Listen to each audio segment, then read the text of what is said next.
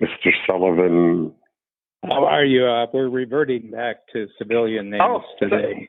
Oh my goodness! Yes, that's right. No, but maybe this is a sign. Maybe this is a sign. Things are. This is the new normal.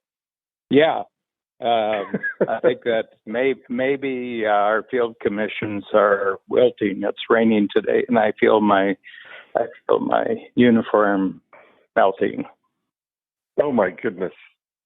Well, it is sunny and delightful here at the Four Seasons Valhalla.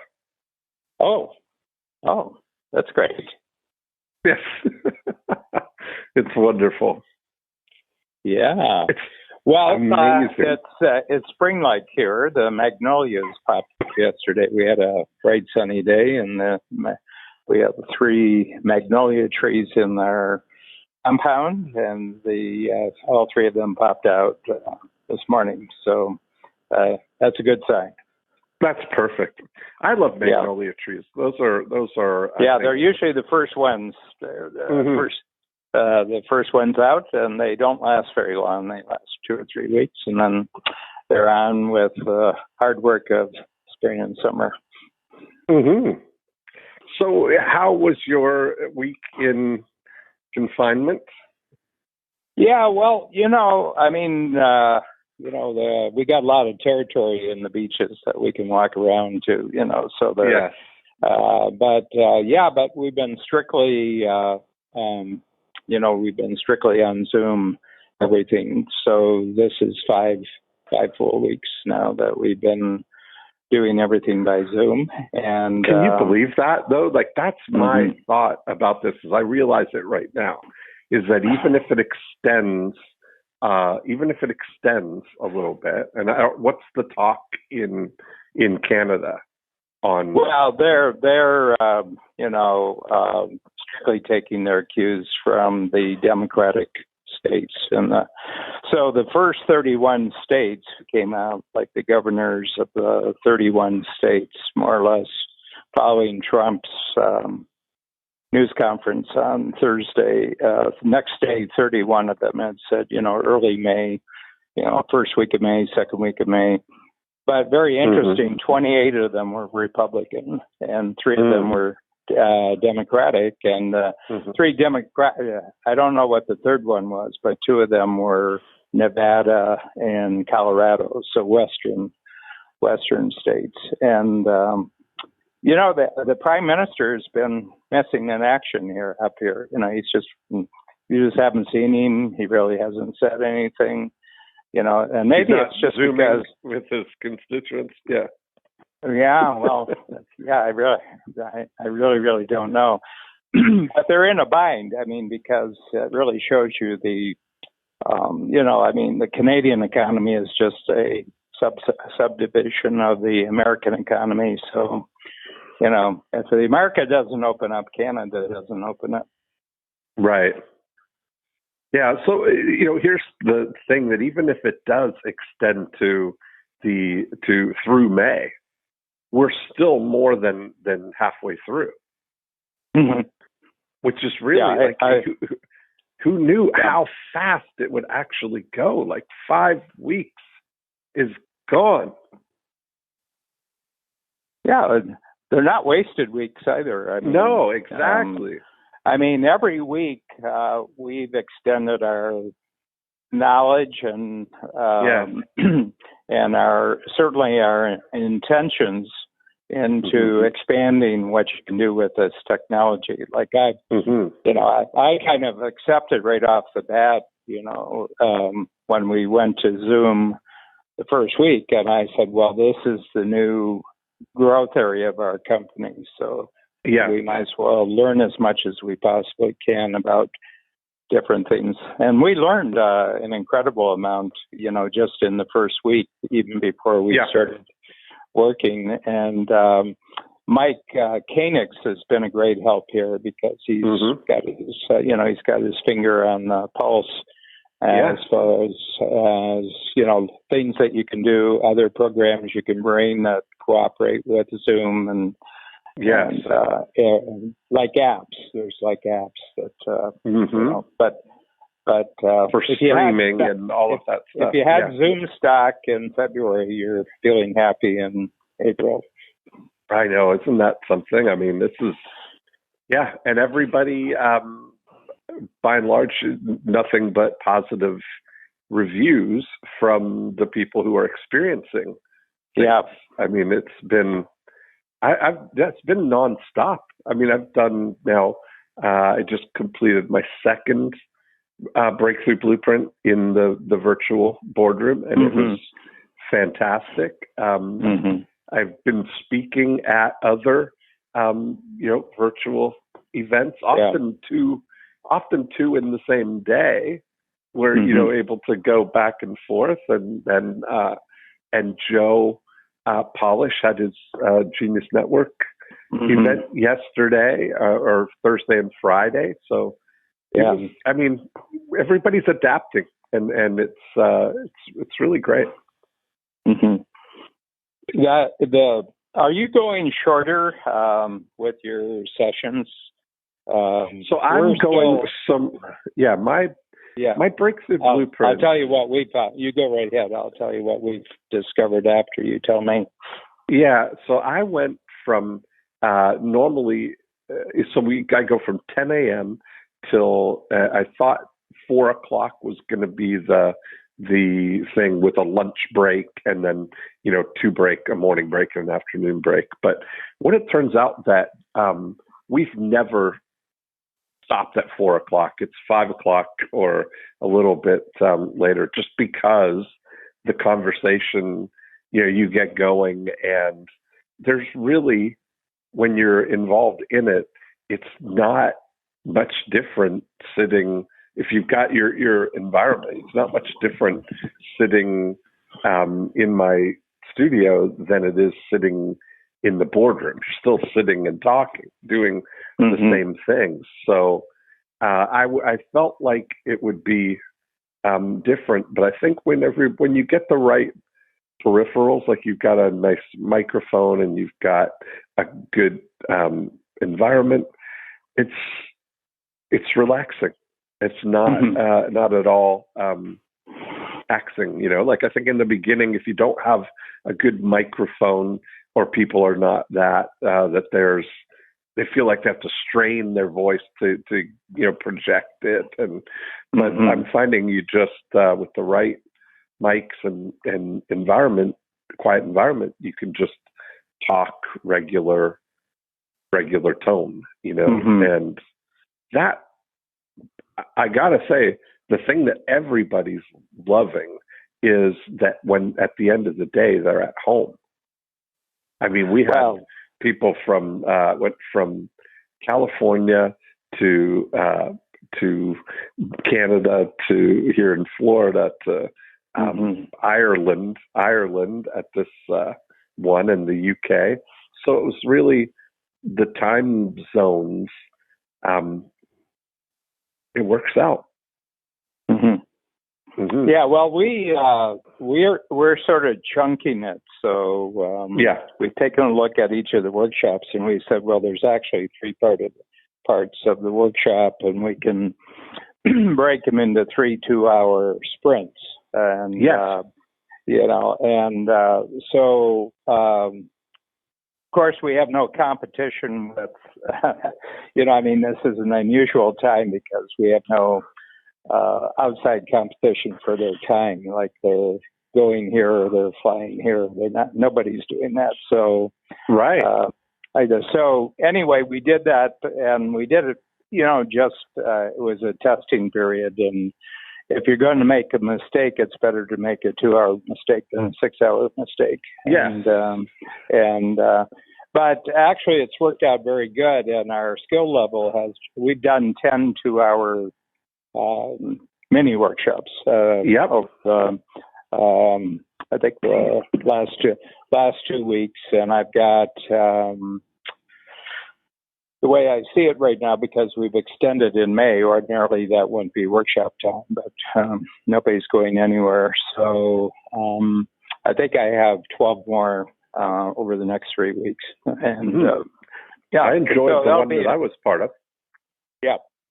Yeah, the breakouts are the best part. The fact that you can put people in groups of threes and fours, and and the other thing is they have chat capability, and I think the chat capability is really worked out because somebody will say, "Hey, I saw this neat thing," and they say, "Okay, well, just put it in the chat so everybody can look at it." And that's harder to do in a live session, so it's great. And those who weren't there, we send the recording to. So, a half hour after the session, it's recorded and it's on its way to the program advisors, and then they send out a note with the video. So lots of advantages that you would never have known about unless you were compelled into relying on it. Yeah. Isn't that something? And now, but now that people are going to demand more of it. I think that's really the thing, because in a lot of cases, it's going to see that it really is a great, it's a great thing. Yeah. Here, I have some questions for you. I was thinking about it, and I said, "Who do I talk to about this?" And your presence popped up in my brain. So it was kind of funny. I was talking to someone the other day, and I just brought up. He said something about July 4th, and I said, "Oh, started the baseball season," and we both laughed. And he said, "I haven't thought about sports for 4 or 5." He says, "Usually I'm really paying attention to sports." And he said, "I haven't given any thought to it." He said, almost, I had the feeling, geez, I'm free from sports. Free what from feeling? Sports. Oh, my goodness. Free from sports. So I'm going to ask you, this is in a general cultural context. Because sports is, is a part of the entertainment world. It's the culture world and the entertainment world. So just in terms of people who have decades and decades of habits that are tied up with paying attention to shows and music and movies and everything, and the habit's been broken for about 4 or 5 weeks. I mean, live stream and obviously Netflix and those are doing extremely well. But what about just the habit of obviously the habit of not going, but I think there's more profound habit, and that is the habit of paying attention has been broken because there's nothing to pay attention to. And do you have any thoughts about are the habits going to come back as soon as the opportunity is back? Well, I think that it's a great opportunity that people have to reset their habits, certainly because of the unavailability of them. Like some of those things, like you were talking about live sports, like I've never been able to understand like the draw of middle of the season baseball, that people would go, in the numbers that they go to in the middle of a 162 game season to watch a live baseball game. It's kind of, it's weird, or to watch it on TV. But anyway, that's neither here nor there. Everybody likes different things. But I think you're absolutely right that we're starting to see that there's so many options now that we have. You don't watch TV, so you didn't see that last night was the big live streamed, and it was really a miss in a lot of ways. They did a live streamed concert, what was supposed to be live streamed, but it was all these celebrities, all these major stars from home performing, and what under the guise of it was, and would have been probably cooler if they were doing it live, but it was just a strung together montage of or compilation of these stars that had put together, recorded a song at home and then sent it as if it's like a live thing, And Jimmy Kimmel and Jimmy Fallon were the hosts of this. So realistically fake. It was realistically fake, but not even that good. Like it was really stunning to see how really uncomfortable a lot of these performers were, in that environment. And I just think, I don't know, like they kind of, a lot of them had the deer in the headlight kind of self-consciousness thing where they're used to the adulation of screaming fans, right? That's well, it's an interesting. I mean, you're really, you're really delving into something. I think, which is going to come as a huge surprise to a lot of fans, that the fans may be more comfortable and confident human beings than their celebrity stars. Yes, and I said to Lupa, we were watching, and it was like just like one after another. Like Elton John, was performing, and it was bad. I mean, it was really painfully bad. Painfully bad. Did you watch it, or were you? No. I'm just. I'm interpreting your. It was you emotional take. You wish the thing. Yeah. Well, my feeling is that the whole concept of celebrities taken a huge hit during this period. I agree. Because unless the person actually is knowledgeable about something and is an expert on something, you kind of don't want to hear somebody's point of view, it's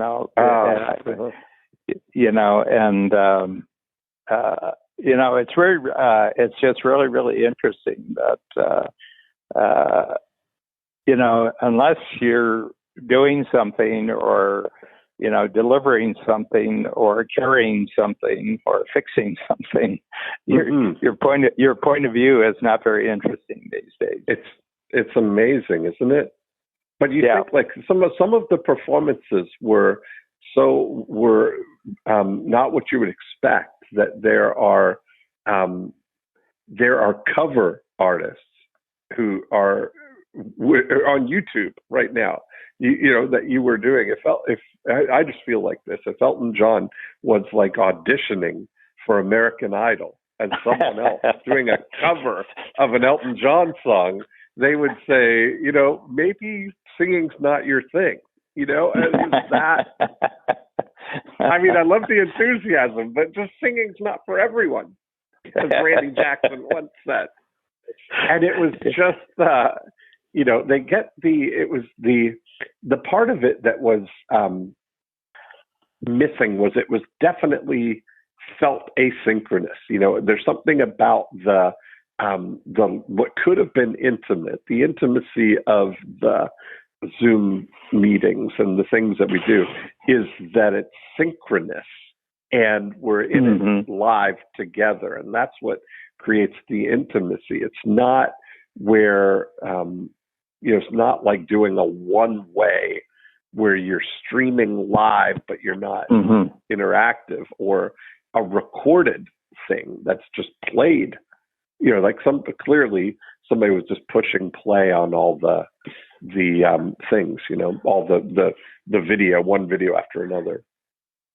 Can I ask you a question? Did it ever occur to you while you were watching this that, hey, I wonder if they're really practicing social distancing while they're doing this, or is the room that they're filled with technicians? And right, I wondered that too. I did wonder that. Well, it's interesting because they've been obviously thrust into an environment that none of their previous training and preparation has prepared them for.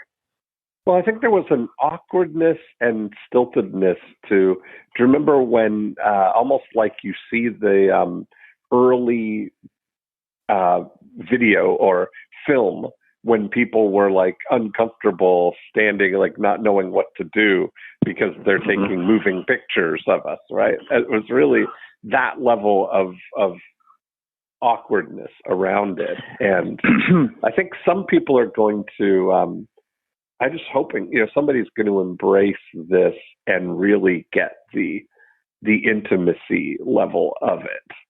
Well, I've noticed very definitely a comfort level coming in over a couple of weeks of, especially with my free zone people, because I've got one per, I've done, how many now? I've done 8 1 hour just check-ins, and then I'll ask a question at the beginning, to sort of focus their thinking. And then depending on how many we've had, as few as 4, we've had as many as 16.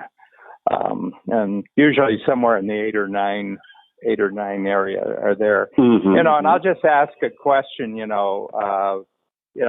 at the beginning, which one of your abilities has surprised you most in a positive way during this period, and, so I'll just put that out there. And they couldn't have really thought about it beforehand. I try to ask questions that, I use like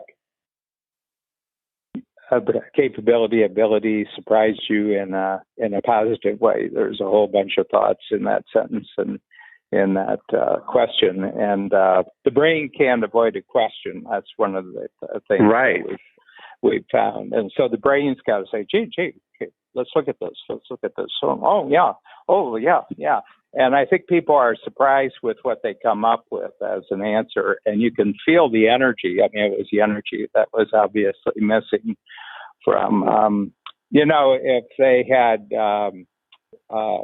done it in such a way that Jimmy Kimmel or that, and say, we're going to phone you at 8:15 and we're going to ask you, we know that you know this song, but we're not going to tell you which song we're going to ask you to sing. Right, exactly. Okay. Can you tell me? And everybody had been surprised, surprised, and they could be doing them 2 or 3 kind of, if the person really blows it, they should have some sort of backup that, maybe it's delayed by, like 5 minutes or something like that. They have a delay, but the person is honestly being surprised.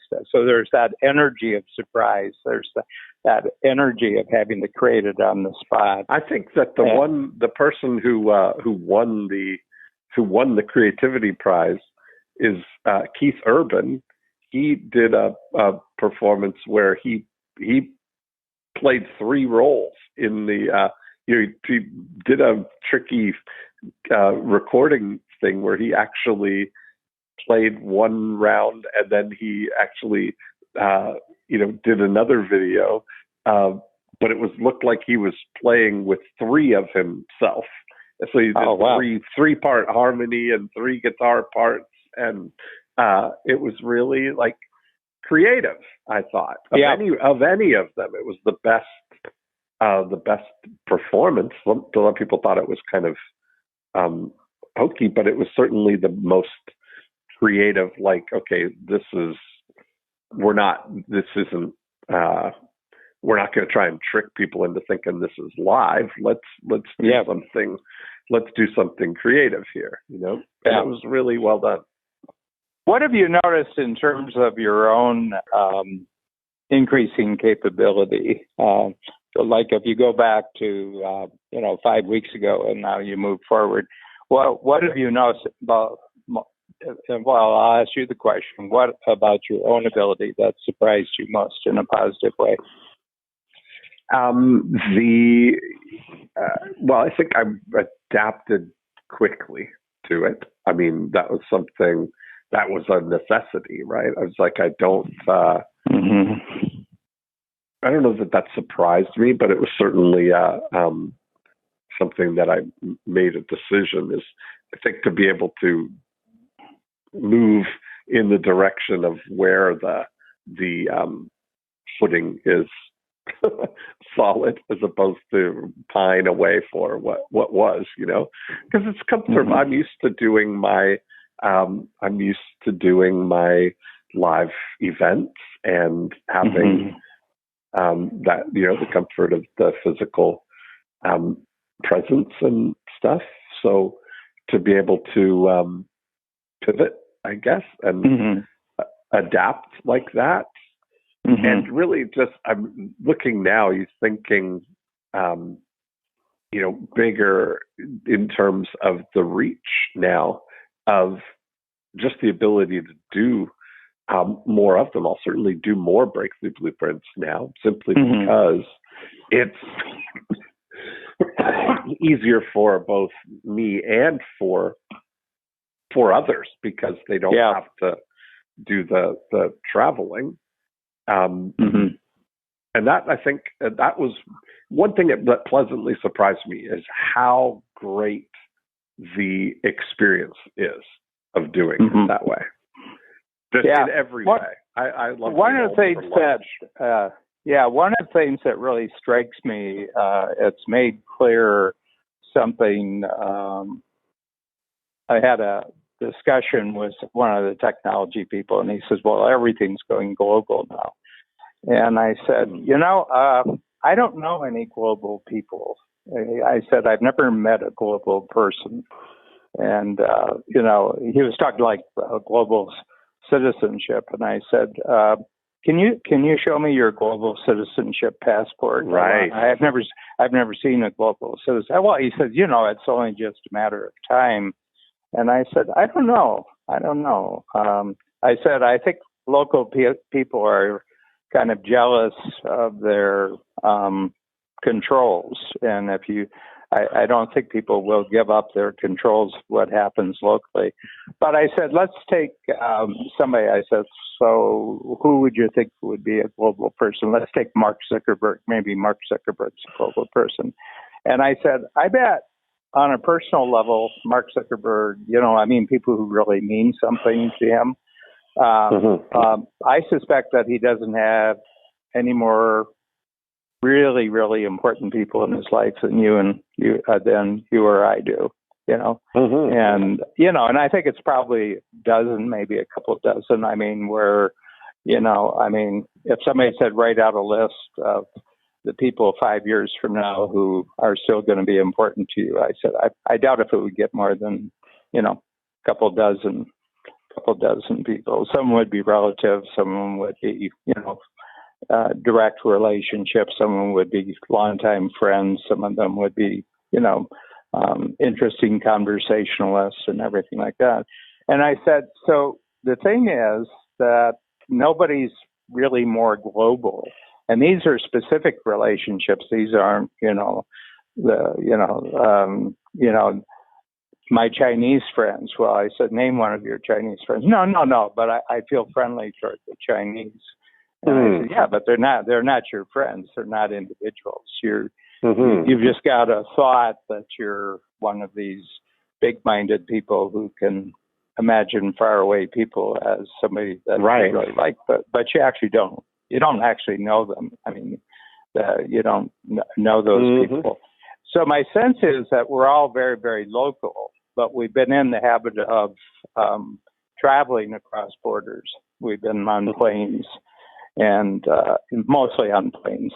And so we have a sense that we're global in the sense that we had to travel. But what if we don't do that anymore? Will we still feel global? I think I am embracing my Cloudlandian citizenship. And that is what that's what we have. There are no and Cloudlandia. I'm 100% with you on that one. Yeah. Because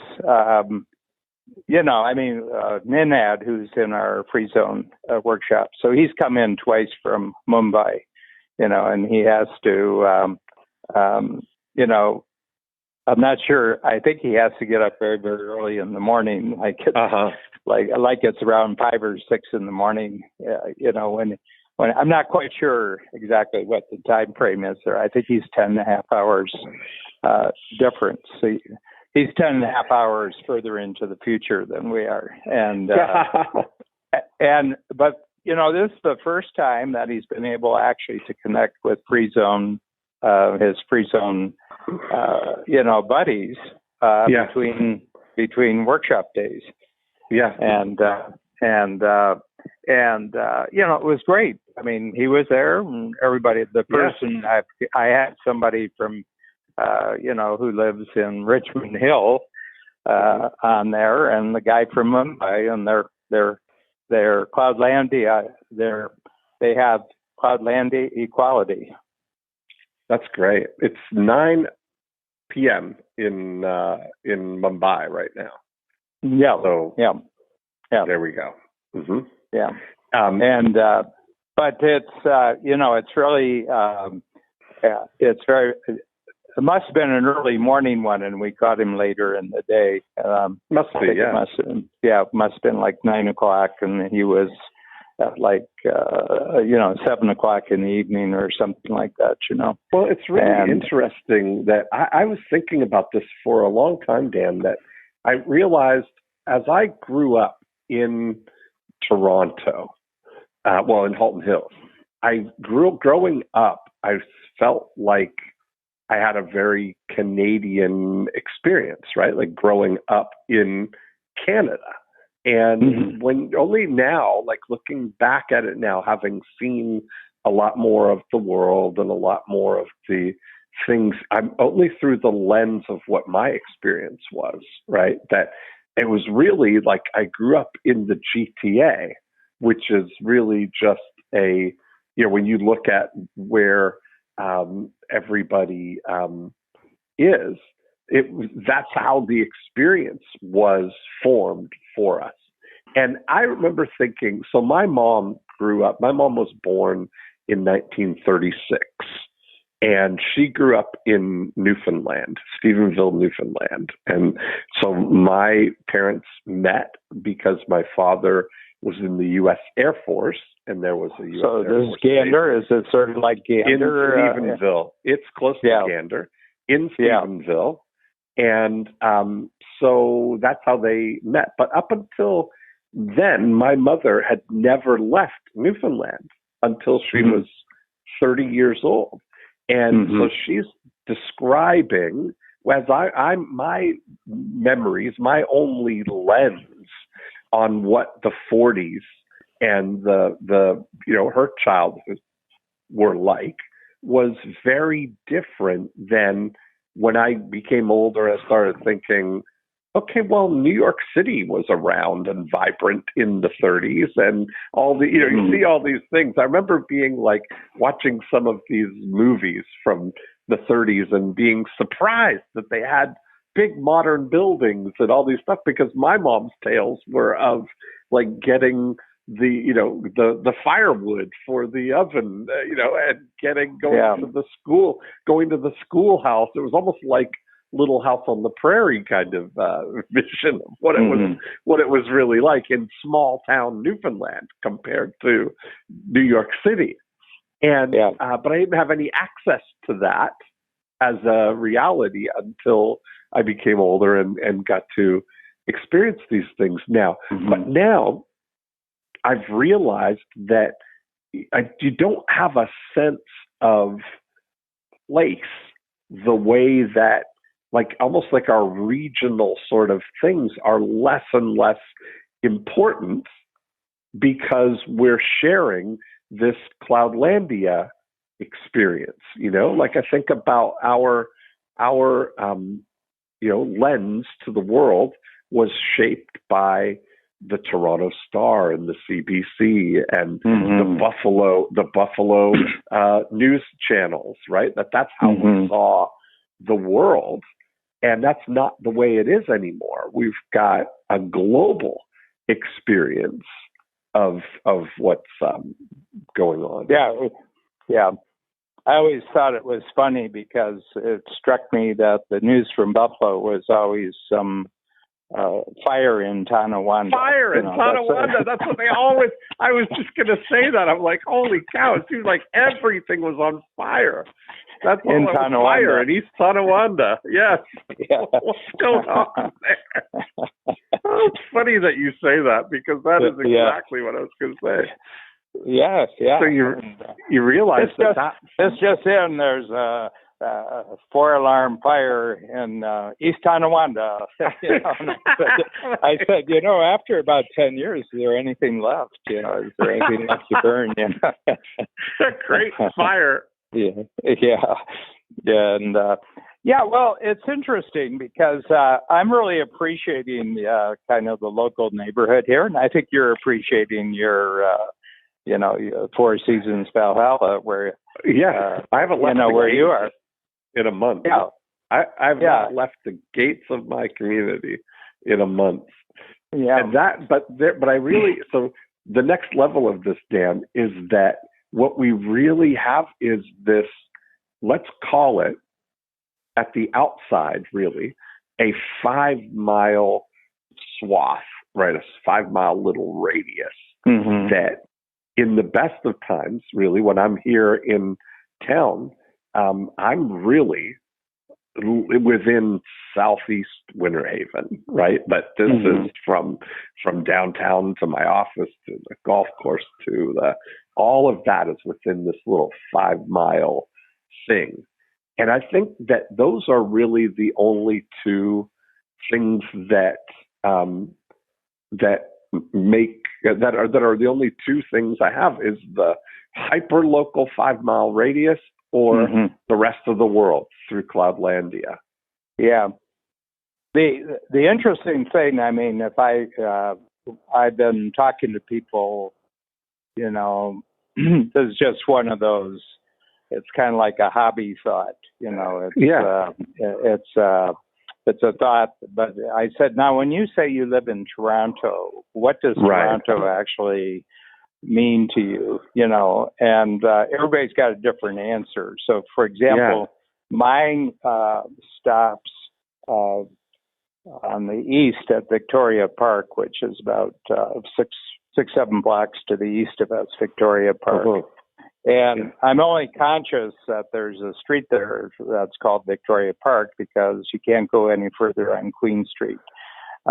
Because it turns onto Victoria Park. And that's the only significance Victoria Park has, is that's the end of Queen Street on the east. And I don't have any consciousness of really north of Queen Street until I get into the city across the Don Valley, and then the Don Valley you come goes see up. me until you come see me in Yorkville. And on then my island.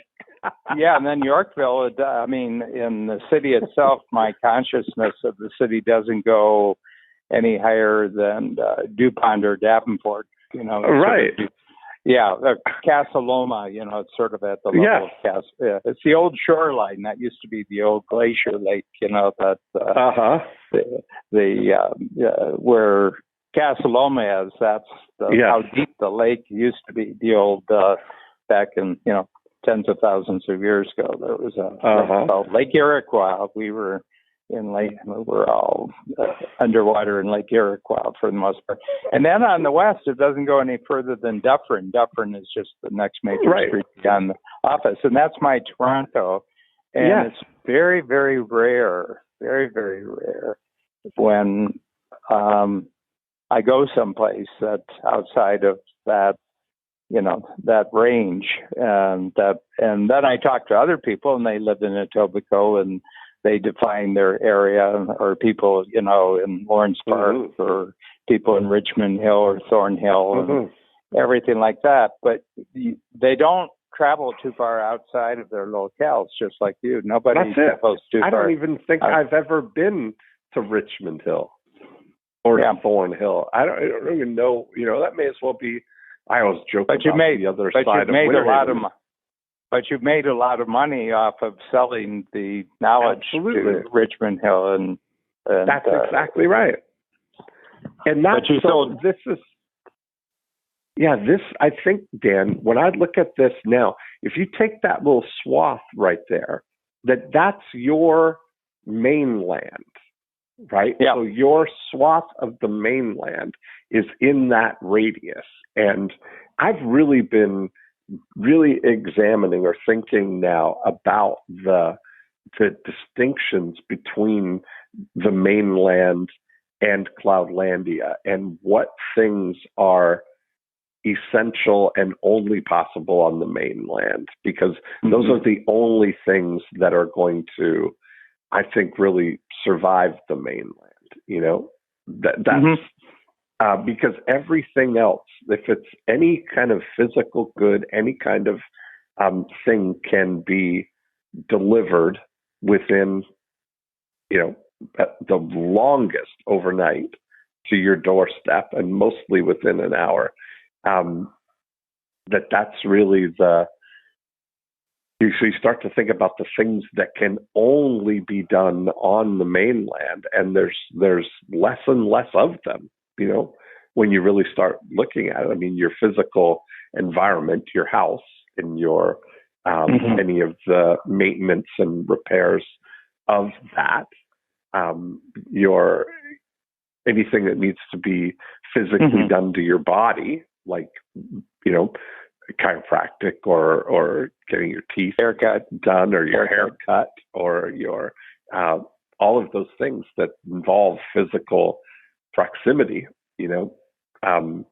but there's fewer and fewer of them, and fewer reasons for them. I think this may be, I mean, I don't know, but I really feel like this is, everybody must have felt the same way as people are migrating to television from the radio, and from automobiles from the horses. But I think we're in that level, or the greatest level of it, of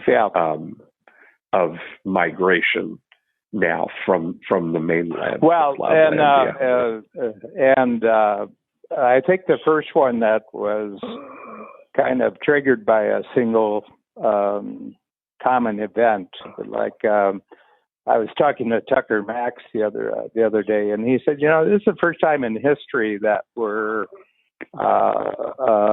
everybody on the planet can kind of talk about the same topic.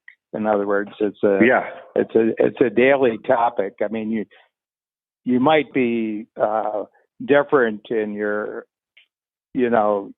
attitude towards it. You may be very different in your attitude, but you're all talking about the same thing. The other thing is, first time we've had a common enemy that everybody on the planet is. I mean, this is like the War of the Worlds. This is the first time we've actually had an alien as an enemy. Well, Bill Gates is behind it. That's Bill Gates is behind it, Dan. I don't know if you've heard. Well, it's all Bill Gates. He started the COVID so he could create the vaccine for it. We'd be lucky if we would be lucky if Bill Gates was that talented. Actually, I haven't seen much originality coming, since Windows 95. I think that's probably I mean, I've heard a lot of things that he's doing, and and a lot of things he's interested. But I think foundation people don't have deadlines, and they don't get punished for their mistakes. So I don't think there's the same game at play when someone moves from I mean, he was in that was very bruising competitive games when he was at Microsoft, and a whole new territory it was like a land rush, who could go fastest and claim the most land. I mean, and I think that once you move out of that world and you move into the foundation world, where you literally can't make a mistake that's going to hurt you. You can't get punished, and I don't see that world producing very, very much outstanding stuff. Yeah. So it's very interesting because Stephen Palter, who's just a new member of the the Free Zone, and of course you've enjoyed his presence many evenings at our house in Chicago. But Stephen has really gone big with his Lodestone platform. So I've attended, I think I've attended 4 so far of his worldwide events, where he's got another one coming up on Wednesday.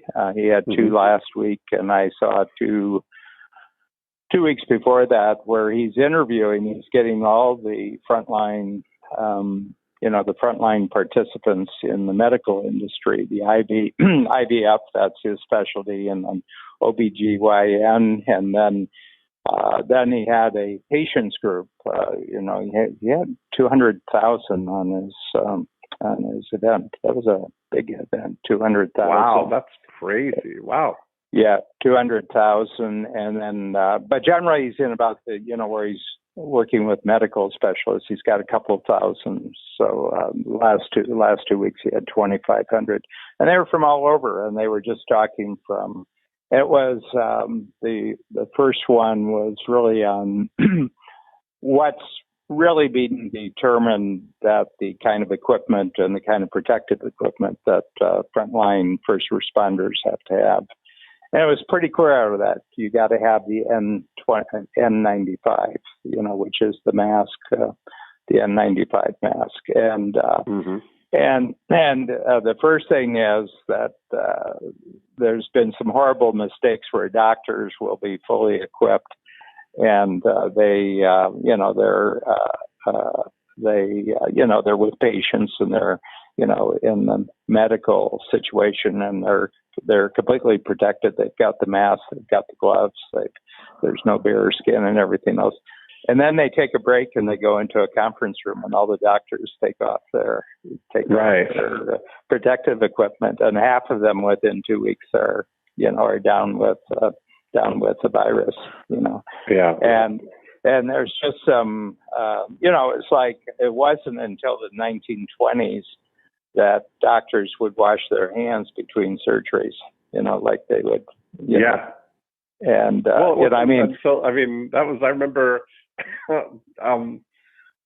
Jamie Smart was telling me about that we were walking in Regent Park in the UK, in London, and he was telling me about in the 1850s how they thought that bad smells caused disease. They didn't know about germs. Yeah. And it was the guy who discovered germs that Lister. He said, wait a minute, maybe we should wash our hands. Joseph Lister. That's where Listerine comes from. There you go. He was I think he was a British doctor, and he had made this a lifetime study, and disinfectant, that you had to disinfect, and that these were creepy crawlies. These you had to kill it. You had to keep off the creepy crawlers. Yeah, I didn't know that about Listerine. Yeah, the interesting thing is about this, going back to our local. I think the word global is going to disappear. I think we're going to stop using that, because I think that was the airline period. The airline period from basically. Yes. It's probably from ships. The ships where you could go to India, or ships you could go to China. You could go on a long voyage, and you were a global person. And then airlines, of course, it became available to most people. But one of the things that struck me is that foreign countries are going to go back to being foreign. Mm. Yes, I think you're right. You wonder what. And what I mean is, you may be talking to someone who's in that foreign country, but you're experiencing them as part of your immediate area, and where he is really doesn't matter. It's the matter of where the person is, and that my sense is some of the thrill of travel is going to come back, because I've noticed I haven't traveled. People say, how much have you been to Europe? And I said, well, London. I go to London, and I've been to a few other places in the UK, and I've been to Amsterdam, I've been to Stockholm, I've been to Sweden, Paris, Nice, and then most of my foreign travels have actually been in Italy, and 3 or 4 different parts of Italy and everything like that. Mm-hmm. And people said, "Well, have you gone here?" And I said, "Nah." I kind of get the same feeling about all of Europe right now. It seems like it's like a bigger Disney World with more castles and probably some better restaurants, but it doesn't strike me. And I think that this is going to fade. I think that the uniqueness and the difference of places is going to return now, because they didn't have to create the facade that when you travel someplace, well, it's going to feel just like being at home. And the reason is because you're not going to have to leave home, so they don't have to go through all the bother of putting a Starbucks in, where you are. So it'll be interesting. Like that there's something to be said about that, though, Dan. That I think that it's going to be. I don't know that it's going to be able to go back to the way that it was. In a way that I think that when a lot of stuff was the local influence, right? That the feedback loop was limited to the area right around you. Like you look at the Beatles and how they started out in Liverpool and then went to Hamburg, and unless you lived in Liverpool or in Hamburg, you'd have no idea that the Beatles even existed. And they were able to, in anonymity, get all of that and not even think about making a larger debut until they made their first record, right? Mm-hmm. And now there's no sense, and that was going on regionally in all kinds of other places. That's where you get the British sound and the in the South, the blues and all that was because of the local echo chamber that they were in was limited to their immediate surroundings. And I think that this global sort of, it's almost like a watering down or a homogenizing of everything. No, but that it's all a global. Yeah, but the point that I'm talking about, the point that and I don't know if we're in agreement or in seeing something different here. I think the homogenization stage is over. And you think now it's going to, but I wonder what. No, I think there's going to be a Cloudlandia culture, and I think then there's going to be and then there's going to be millions of locals. Yeah, but I don't know that people are ever going to go back to paying attention to the local again. Well, as it's becoming less and less relevant, feels like. Like if you wanted to be exposed to fashion or to different things, you would have to go out to the shops to see the new collections and to walk on the main streets and go into the shops to see what's available. And that was all part of like fashion was, I think if you think about the things that influence, being seen and seeing was all happening locally. And now, of course, you get the global thing and it's delivered right to your house. You don't have to go out to explore, to find stuff. And we're not going out, to restaurants to explore local cuisine. It's an interesting... but if you trailed me around for 4 weeks and you trailed you around for 4 weeks, I don't think that there would be very much overlap of experience and interest during those 4 hours, during those 4 weeks.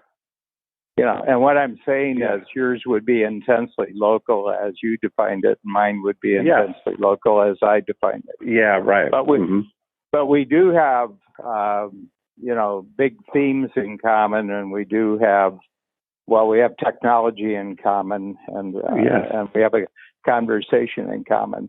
And that's cool. That's cool. That's really cool. But I remember I put together a whole series of ideas to send off to Peter Diamandis regarding next January's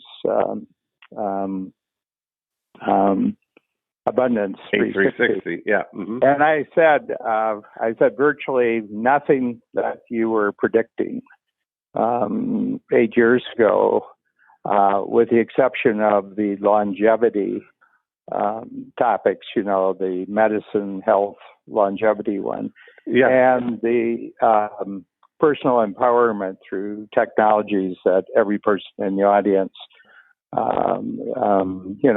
could acquire, and you could get that. I said, I don't think anything else, space flight, I don't think anybody's interested in space flight right now. I think EVs are going to take like a 5 or 10 year hit. And the reason is because clearly the energy isn't going to be there in most of the world for electric vehicles. First of all, there's going to be about a 2 or 3 year period after this where economies just have to recover, I think you're right. They got to go with the basics of the most abundant, most predictable, cheapest energy source to get their economies back. And I have to tell you, it's not solar, it's not wind power, but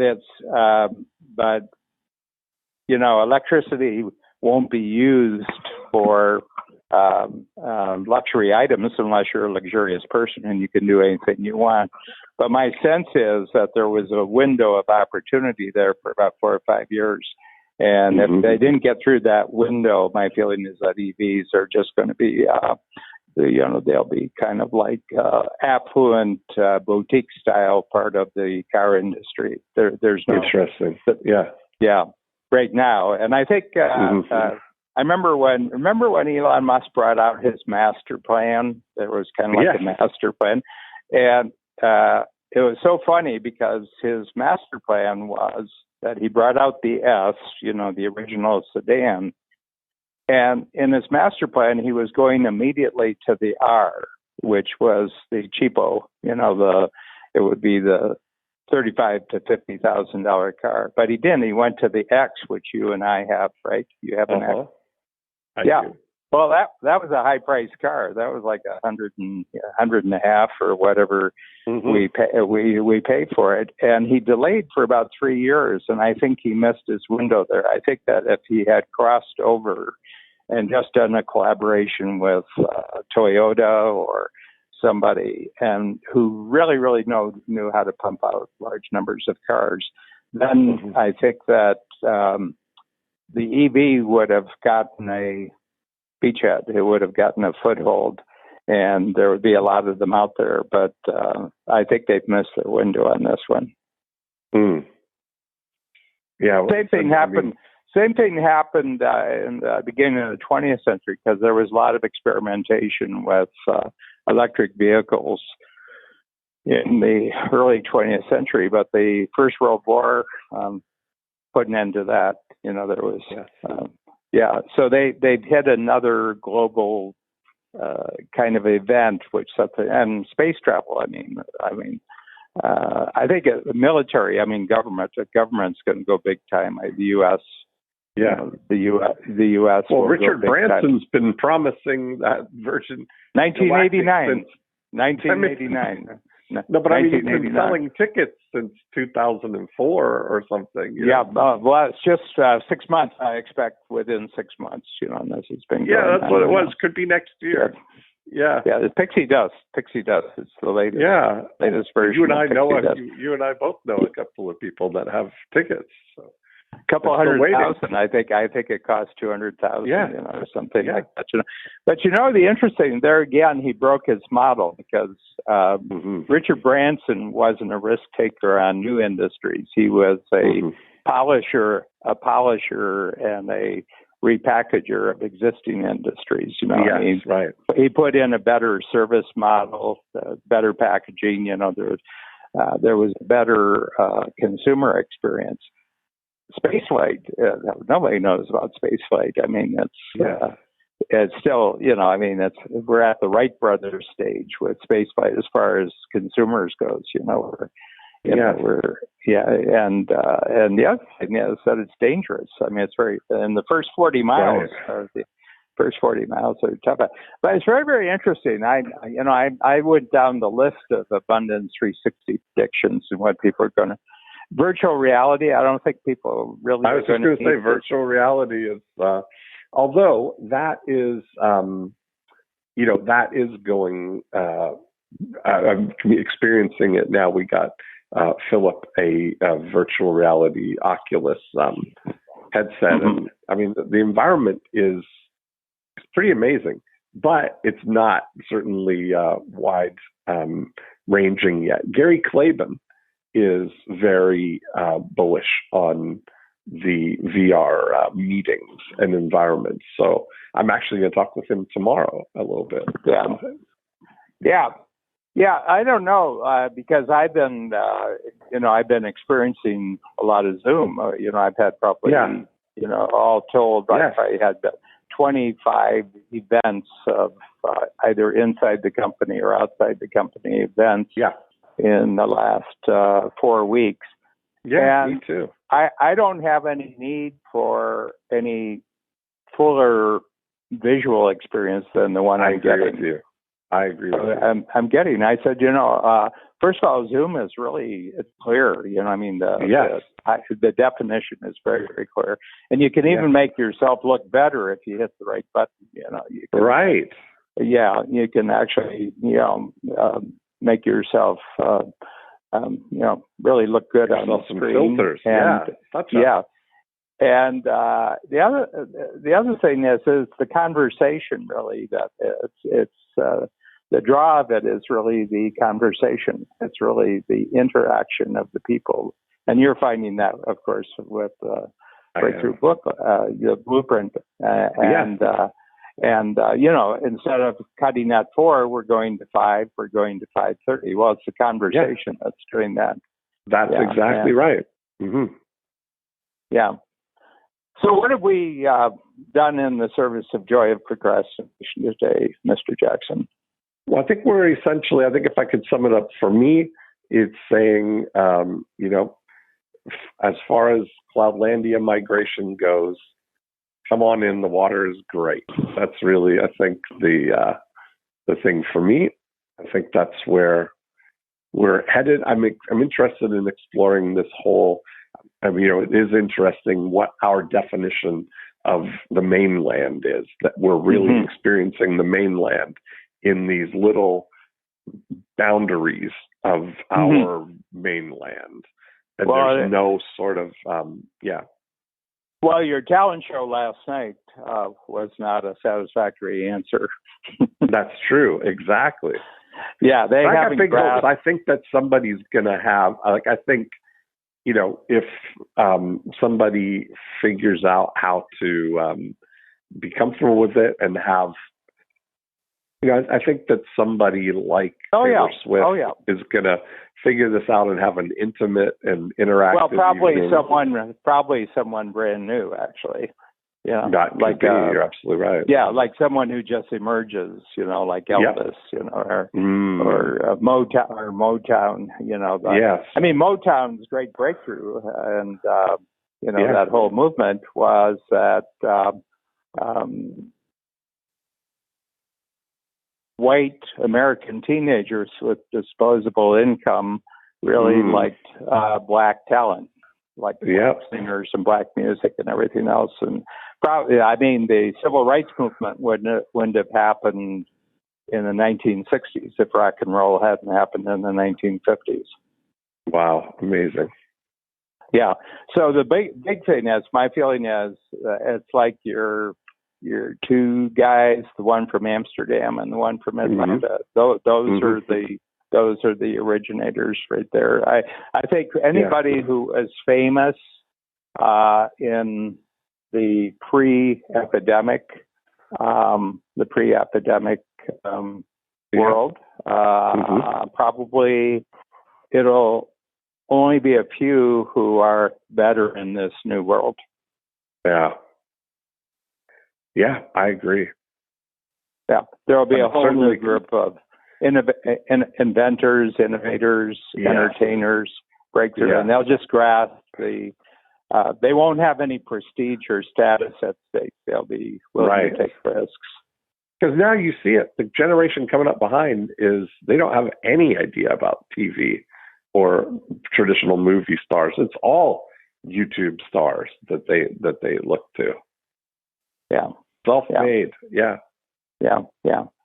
Well, I certainly, I really got it. I mean, it's really nice we're getting sort of like, but I felt it was appropriate today that we give up our field commissions. I think that was. This is the new normal, Dan.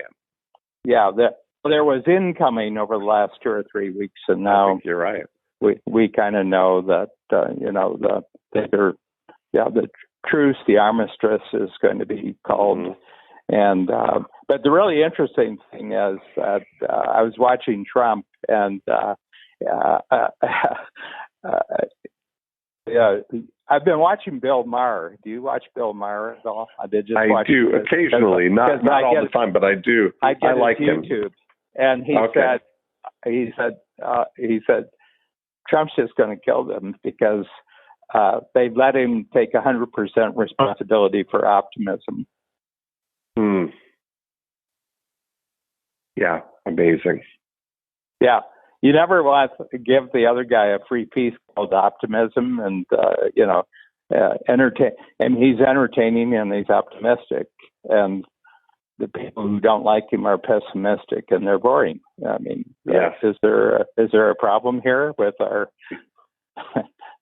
Yeah. So anyway, it's really, really interesting. Is that the sense that there was a sea change 4 or 5 weeks ago, and now I feel another sea change coming. Like the tide came in, and now the tide's going back out. And I get a sense that first of all, the statistics are coming in that probably 80 times more people have already had the virus and went through it. They had sniffles for a day, or they had a headache for the day. They didn't know it. And that unless you were really genetically predisposed to dying, or the way you had cared for yourself set you up that you couldn't handle this. I think that statistically they're going to find out now that it was a very small percentage of the population who was actually at risk of serious illness and death. Yeah. So anyway, but how would we know? Well, until we do the test. Yep. Anyway, real pleasure.